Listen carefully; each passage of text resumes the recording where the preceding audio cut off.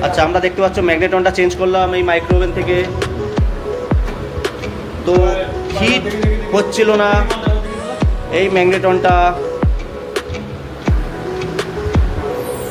তো আমরা জানি যে আমাদের পিসিবি থেকে পিসিবি রিলে হয়ে ডোর সুইচের লাইনটা আসে, ডোর সুইচ থেকে ট্রান্সফরমারের লাইনটা আসে, ট্রান্সফরমার থেকে ম্যাগনেটনের লাইন যায় ভায়া ক্যাপাসিটারের পাওয়ার নিয়ে। তো এই ম্যাগনেটনটা এভাবে চেঞ্জ করতে হয়। আচ্ছা, ম্যাগনেটনটা আবার লাগিয়ে নেবো, হ্যাঁ, তারপর আমরা বাকিগুলো খুলবো, নইলে দুমদার একটা অসুবিধা হবে।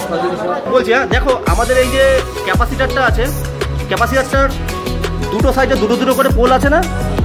তো যে পোলে হাই ভোল্টেজ ফিউজটা লাগাবো সেই পোলে আমি আর কিচ্ছু লাগাবো না। আদার্স যেটা পোলটা আছে 2 নম্বর পোলটা, সেখান থেকে আমি একটা ট্রান্সফরমার হয়ে ম্যাগনেটনের লাইনটা দিচ্ছি আর একটা ডায়োড দেবো। বুঝতে পারলাম? তাই একটা পোলে আমরা যেখানে ফিউজ দিচ্ছি সেখানে আর কিচ্ছু দেবো না, এটা যেন মনে থাকে। সেকেন্ড যে পোলটা আছে সেটাতে দুটো লাইন আছে, জ্যাক আছে, ওটাতে একটাতে আমি কি করব, আমার ম্যাগনেটনের লাইনটা ছাড়বো আর একটাতে কি করব, ওই আমাদের ডায়োডটা লাগাবো।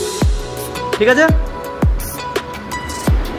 পাশাপাশি আসবে, পাশাপাশি আসবে, কিন্তু অপোনেন্ট বলে আসবে না। দেখো ওখানে আসবে, কিন্তু ওইটার সাথে এটা আসবে না। ঠিক আছে? দূর আলাদা আসতো না স্যার? হ্যাঁ, আর হচ্ছে একটা ইনপুট একটা আউটপুট, আরেকটা দেখো বডি ধরবে, পোলগুলো ধরে বডিগুলো ধরো, যদি বডি থাকে তাহলে শর্ট আছে। হ্যাঁ, এক একটা পোলে ধর বডিতে ধরো ঘষবে। ঠিক আছে?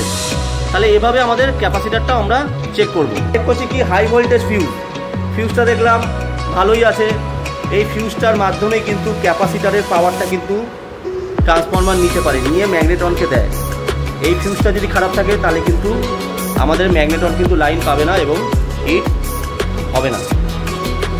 তো হাই ভোল্টেজ ফিউজ, এইচভি ফিউজটা ভালো আছে।